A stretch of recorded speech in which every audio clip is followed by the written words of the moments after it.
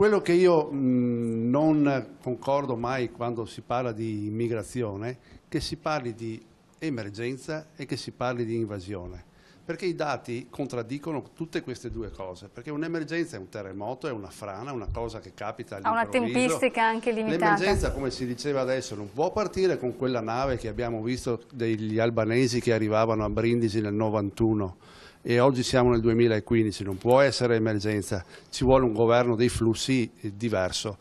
E poi non si può parlare di invasione perché i dati dicono che attualmente i profughi sono 60.000 in Italia. Su una popolazione di 60 milioni parlare di invasione direi che non è appropriato.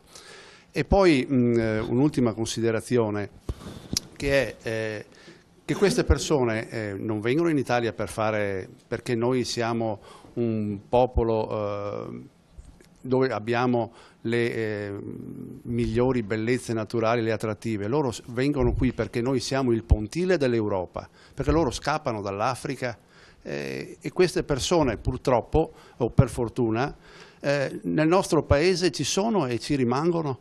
A Battaglia Terme, per parlare nel microcosmo del mio paese, siamo circa 3.900 abitanti. Circa 550 sono stranieri perfettamente integrati ed è vero, come qualcuno diceva prima, che abbiamo estremamente bisogno di queste persone perché certi lavori gli italiani non li fanno più, pensiamo solo alle badanti, abbiamo bisogno anche di loro.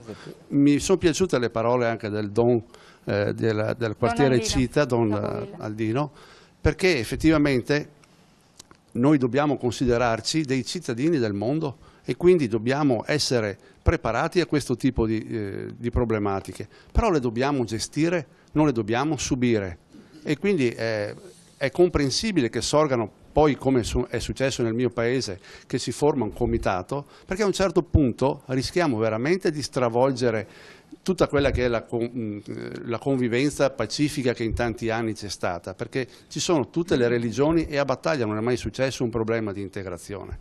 Con 550 persone su 3.009 vuol dire che siamo a 13-14%, penso sia il livello grosso modo di Padova.